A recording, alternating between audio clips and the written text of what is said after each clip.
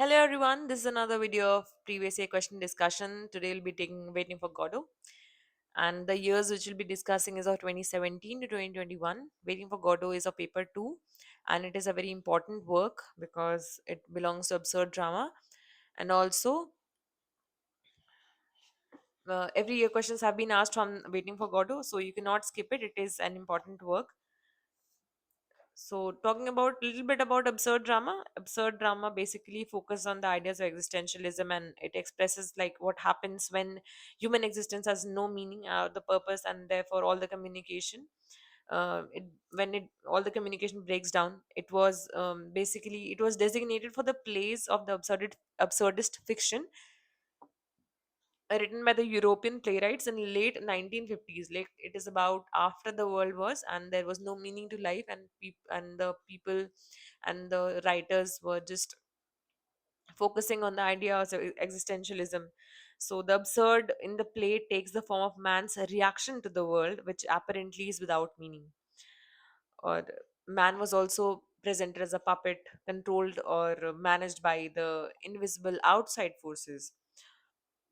So and Waiting for Godot also, uh, it brings out a sense of meaninglessness, and um, all these meaninglessness led to the loss of faith in the coherent and cohesive universe. So this was further manifested in the breakdown of communication and the inability of language. So all the religious and the political and the socio cultural developments from the late 19th century to the middle of 20th century, it brought about a profound sense of meaninglessness and rootlessness in life. So all this is present in Waiting for Godot, where the two characters, basically the important two characters, there is Vladimir and Estragon. Also, there is Lucky and Pozzo, and the most important character, which is named in the title itself, is Godo. So we'll be discussing all this, how the questions have been asked, and we'll be discussing the work in very detail so that you can answer the questions. And we'll be discussing the previous year questions and how we can attempt these questions. So the first question of 2017, only one question have been asked in these years. In 2022, there have been two questions which we'll be discussing in the next video. Today we'll be discussing 2017 to 2021. So the first question is, discuss the view that Waiting for Godot is an image of Beckett's intuition that nothing really ever happens in man's existence.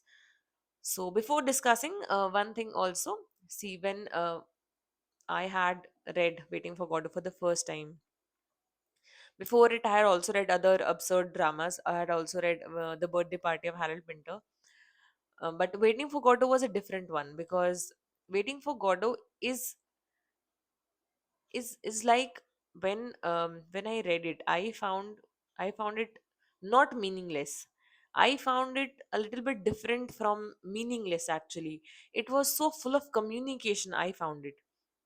Why full of communication?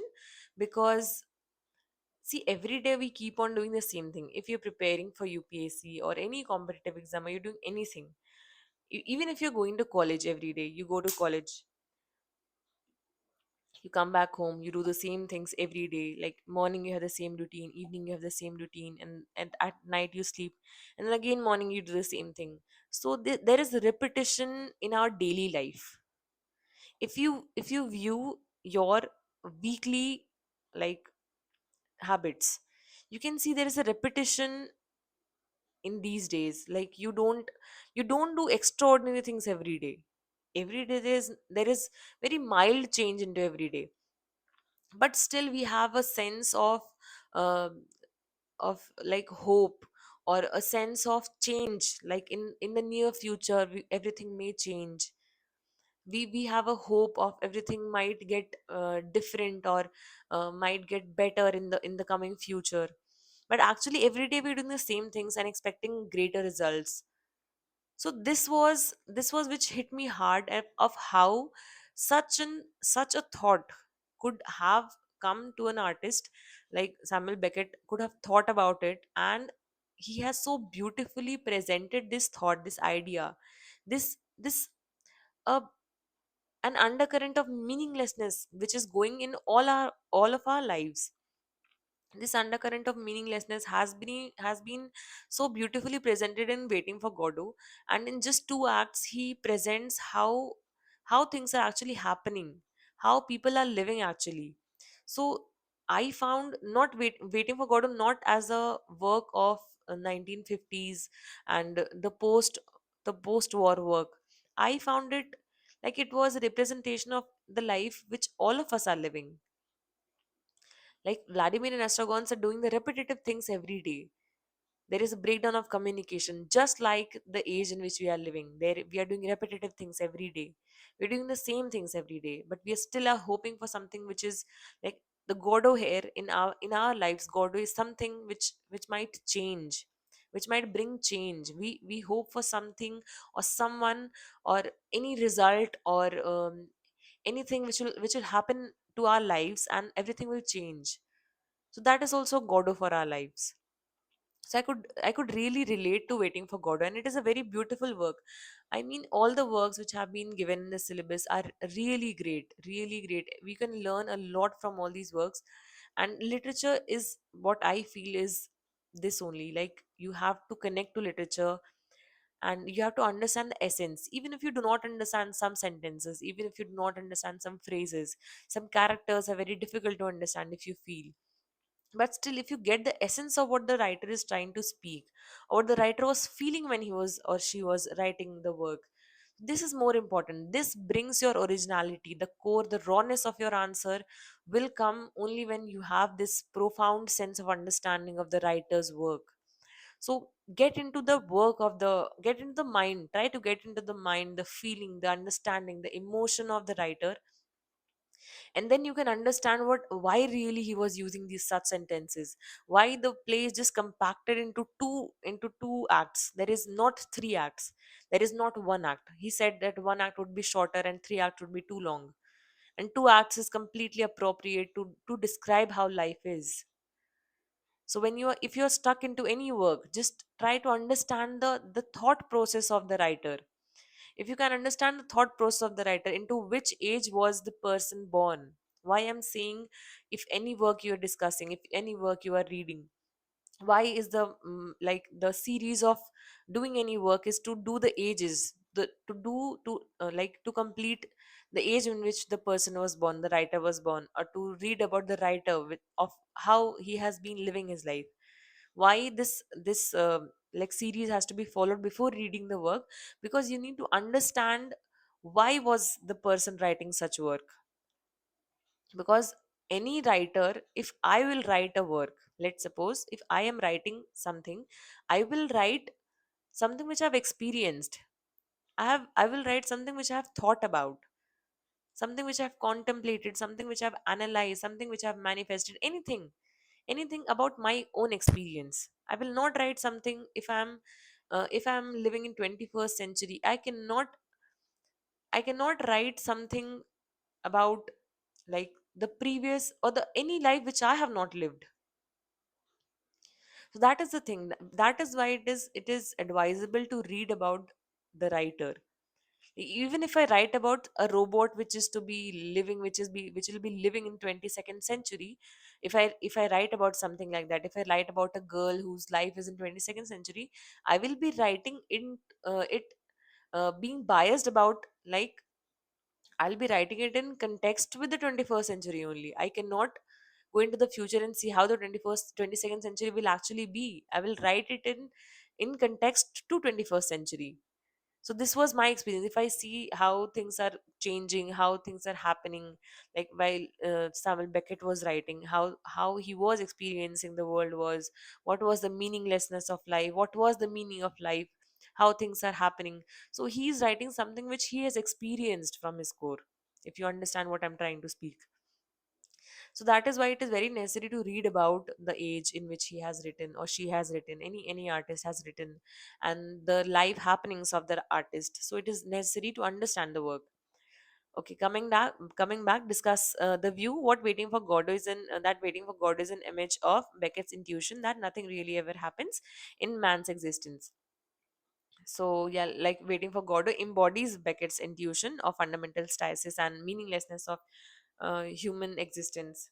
And this is strongly supported in the play structure and dialogue and the thematic concerns also, because the play is built in the repetition. Like Vladimir and Astragon actions are cyclical in nature. It mirrors, with very slight variation, both the acts are completely similar.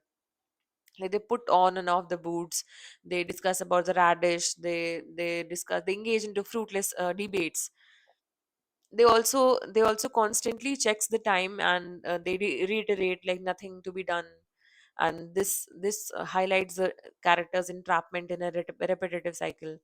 Also, despite the wanting to change something, their constant desire for change, there is no real progress in the play, and Godot never arrives, and the characters remain in the same state of uncertainty and anticipation. They say like Vladimir, they say like let's go, but they do not move.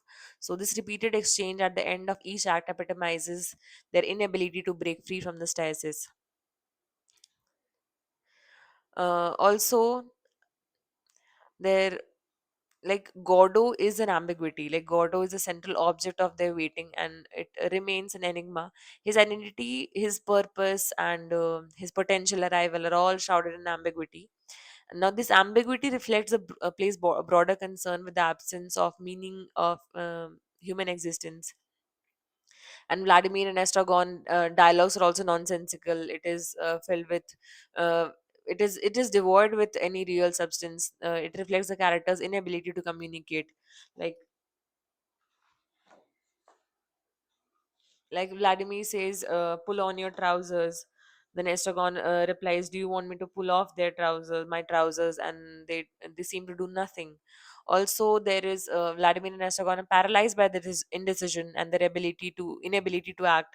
They're constantly talking about leaving, but they never actually do so.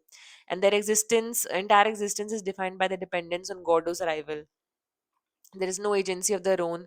They are unable to create meaning or purpose for themselves, and they are unable to find any purpose or direction in their lives beyond Waiting for Godot. So this reflects the play's exploration of human condition as one of aimlessness and despair. Also, time in Waiting for Godot is subjective and distorted, because the characters struggle to remember the past, and they have no sense of the future. No sense in means like this reflects it somehow reflects that exploration. uh, like human experience of time is as fluid as unreliable phenomena, because their entire future is dependent upon what Godot will actually do of their future. So their inconsistencies in the memories also of the past events, and their inability to distinguish between the 2 days of the play, create a sense of temporal disorientation, if you would have noticed. Also, the central motive of waiting emphasizes the idea of the time as a burden, a period of endless anticipation that never yields any fulfillment. So, Waiting for Godot, it presents a stark and uncompromising vision of human existence and meaninglessness. The characters had their inability to act, and their dependence on vague hope, and their endless waiting for an event that never comes, all contribute to their interpretation. So next question, if we discuss, it is of 2018. Beckett called Waiting for Godot a tragicomedy. Do you agree with this classification? If not, how would you classify the play? See, in this question, if you are thinking that is a tragicomedy, go for it. Like you say, ki, I also agree that it is a tragicomedy. If you are agreeing with something else, if you have different understanding of it, is if it is not a tragicomedy, it may be a existential drama, or anything, a tragic drama. Whatever you think, if you have to just substantiate it with a proper understanding and proper references from the text. So in this, it is said Beckett's Waiting for Godot's Tragedy comedy. I agree. If I would be there, I would be saying, yeah, I agree with it, and because it profoundly in it like it masterfully blends the elements of both tragedy and comedy, and it creates a unique and unsettling theatrical experience. The play basically explores the tragic aspects of human condition, like isolation, despair, and inability of language, breakdown of communication, and there is a search of meaning in the seemingly meaningless world. The characters are trapped in a cycle of waiting, and they're unable to escape their existential predicament also. Characters' awareness of their mortality and the futility of their actions creates a sense of tragic pathos. And there is a very famous statement which has been asked in the previous question also. Like, they gave birth a stride in the grave, and the light gleams an instant. Like, yeah, a stride of a grave, and difficult birth down in the hole lingering. The grave digger puts on forceps. We have time to grow old. The air is full of our cries, but habit is a great deadener. So this shows the grim understanding of life. And also, the comedy which has been used there, the comedy is not actually comedy. It is The comedy actually is humor which is used as defense mechanism against the absurdity and despair of their situation. Like, the word play of the characters and the routines which provide temporary escape from the harsh realities of the existence. The play's humor often arises from the characters incompetence and their misunderstandings of the things and their inability to communicate effectively. Like, they debate about the routines of the boots and the hats, and debate about it is chicken bone or fish bone. Or they also, the absurd exchanges of the carrots and the radishes, and the physical comedy involving Lucky's obedience, all provide a comedic relief. So the play seemingly seamlessly, it blends elements of tragedy and comedy, and it creates a sense of unease and ambiguity. The audience is unsure that whether to laugh or to cry. So it reflects the characters' own confusion, it's and their own uncertainty. And also, the play's tragicomic nature reflects the absurdity of human existence, and the characters' actions are often pointless and meaningless, yet they continue to perform them with a sense of urgency and determination. Also, the play's humor highlight the gap between human aspirations and the reality of human experience.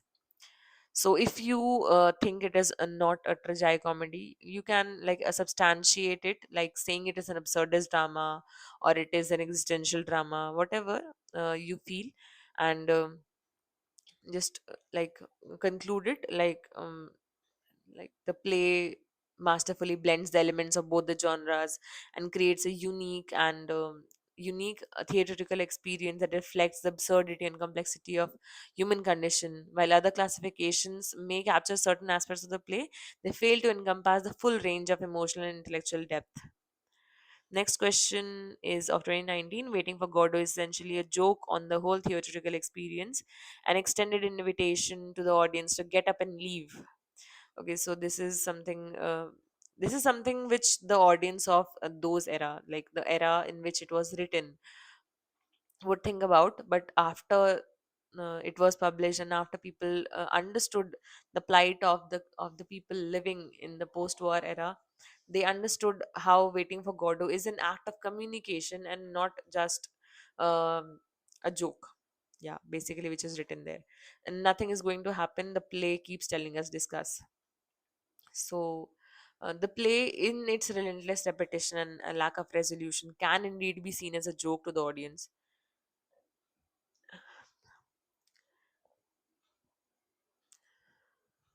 And also, it can be seen as a deliberative provocation that challenges our desire for the traditional dramatic experience.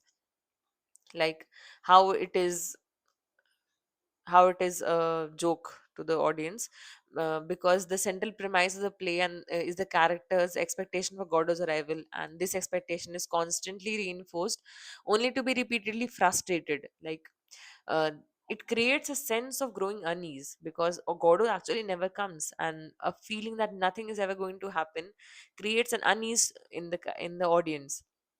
And there is, in the both the acts, if you see at the end, the boy comes and says he'll not be coming today. And so this is how the cycle of anticipation, disappointment is created, and it keeps on going and keeps on going, and um, the audience also gets frustrated along with it.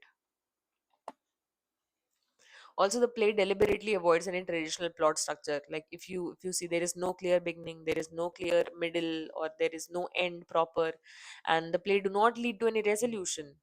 There's a lot of problems and there is no resolution.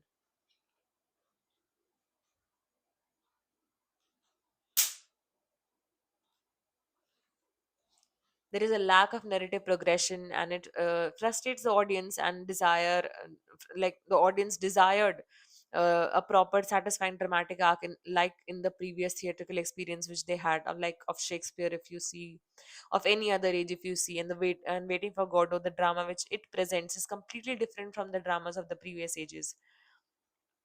And also the play is filled with ambiguity and uncertainty. The characters motivations, Godot's identity, and the meaning of the play itself are all completely left open to the interpretations of the audience which have been viewing it. This, like, there is a lack of clarity. And but on the other hand, the audience which are like seeing Waiting for Godot, they are all accustomed to clear answers and definitive conclusions. So the vague and contradictory descriptions of Waiting for Godot and the character's inability to recall why they were waiting for him create a sense of disorientation, confusion. Also, Vladimir and Estragon's inability to act, their constant postponement of the decisions, and the dependence of Godot's arrival mirror the audience's own passivity in the face of the play's lack of resolution. There is repetitive cycles of the repetitive dialogues have been used, like "let's go," but they don't go. And also the dialogue which says "nothing to be done," or "we are waiting for Godot." All these statements are like presents a cyclical nature of waiting. The play's exploration of existential themes like search for meaning and absurdity of existence can be seen as a challenge to audience assumptions about the purpose of theater and the meaning of life itself. Also, the play often breaks the fourth wall with the characters acknowledging the artificiality of theatrical experience. This self awareness can be interpreted as an invitation to the audience to question the very nature of theater and its ability to provide meaning. Like by deliberately frustrating the audience expectation and refusing to provide a traditional dramatic experience, the play challenges them to confront their own assumptions about theater and the meaning of life. The play's theme of waiting can be seen as a metaphor for human condition itself. We are all waiting for something, and whether it is Godot or a better future or a meaningful life. So the play's refusal to provide a solution suggests that waiting may be endless and ultimately futile. So the like this joke is not intended to be malicious. The joke which Beckett poses here is not intended to be malicious, but rather to be thought provoking and inviting the audience to question their own assumptions about theater and the meaning of life itself. Next question is question number 20 of 2020. Waiting for God is a profound meditation on the triad of arrival, waiting, and death, with emphasis on the despair yet necessity of waiting. Discuss. Okay, the play does function as a profound meditation of the interlinked concepts of arrival and waiting and death. And it particularly uh, yeah, like with a particular stark emphasis on the paradoxical nature of waiting. Like there is a illusion of arrival because Godot is a symbol of hope, but uh, Godot represents the elusive arrival that Vladimir and Estragon desperately anticipate. He symbolizes salvation, meaning, and a break in monotony. His promised arrival is the driving force of existence. The play constantly undermines any sense of possible arrival, and Godot never comes, and the boy's messages suggest a perpetual cycle of deferral. And this constant deferral of arrival creates a sense of profound existential frustration also. There is false hope, like the characters cling to the hope of Godot's arrival, and even as evidence amount against it, um, they are like denying to go away or to leave their hope. This highlights the human tendency to seek external validation or meaning even when it seems futile. And waiting becomes a heavy burden, it becomes a constant reminder of the character's aimlessness and passage of time without purpose. The play vividly conveys the experience of time as subjective and distorted phenomena where minutes stretches into eternities. The dialogues reflect how they pass time with meaningless activities and trying to fill the void. They even contemplate of committing suicide, but they do not actually do it because they do not find a rope, or they fear that the last one who will be surviving will be left alone. So there is also fear of nothingness. Like, despite the agony of waiting, the characters are equally terrified of what might happen if they stop waiting. They fear the void and the absence of any purpose or structure in their lives. Like, waiting gives them a type of frame for their existence. Waiting becomes a habit, a routine that provides a semblance of order in the chaotic world. The characters are so accustomed to waiting that they no longer know how to do nothing else, anything else. Yeah, they are so they don't know. They keep on waiting day after day and just do the same thing again and again. So it illustrates how humans are trapped in the pattern of behavior, even when those patterns are ultimately meaningless. Also, the absence of Gordo can be interpreted as a symbol of ultimate meaninglessness of existence, and the sense that there is no final arrival, no ultimate purpose. And the language which is also used in the play uh, suggests such understanding.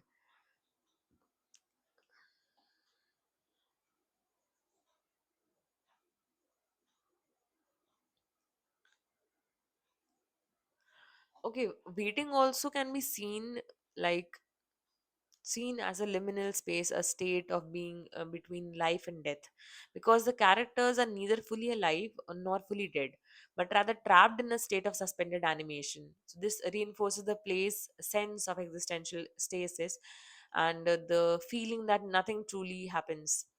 And while the play is undeniably bleak, it also contains moments of acceptance, a recognition of absurdity of human condition.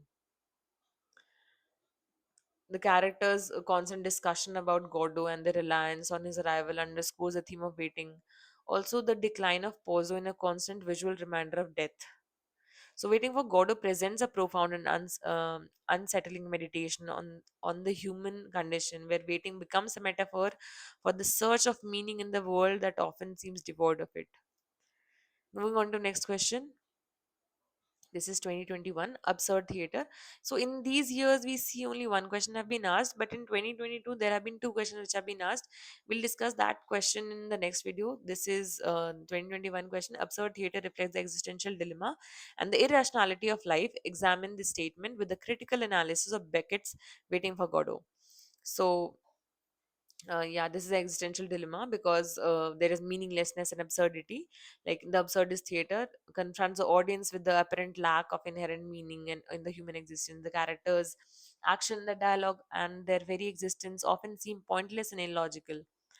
Like, Vladimir and Estragon constantly waiting for God without any clear understanding. They say we are just they just had a vague supplication, or they actually don't know that why actually they are waiting for him. And they just know that they're waiting for Godot, and it is a repeated statement which is um, in the play. And the play confronts us with the question of, like, if Godot never comes, is there any purpose of waiting then? There is also the sense of isolation and alienation in the play, because the characters in God are isolated and alienated not only from each other but also from themselves, and from also the people around them, on the world around them. Their inability to communicate effectively and their sense of detachment contribute to this feeling of isolation.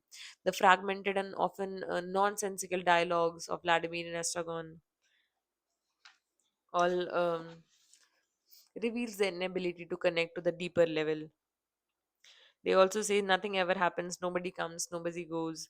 So their conversation is filled with misunderstandings and a deeper sense of grim realities, which they do not want to face.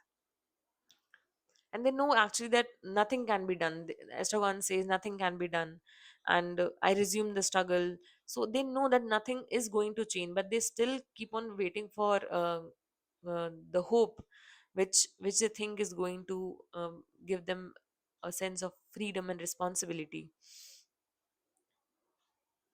Absurdist theater also explores the burden of freedom and responsibility that comes with it.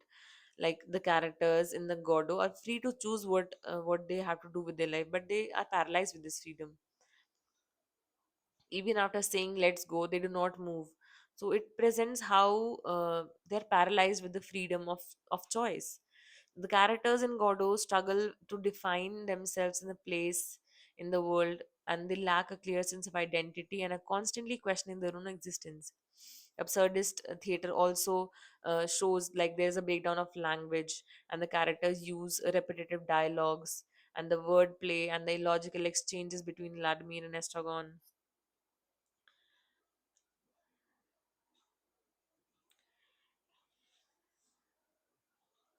Also, there are illogical events like the act of changing the hats or the boot. So all these defy logic and reason. The characters actions are often arbitrary and unpredictable, so it shows the irrationality of life.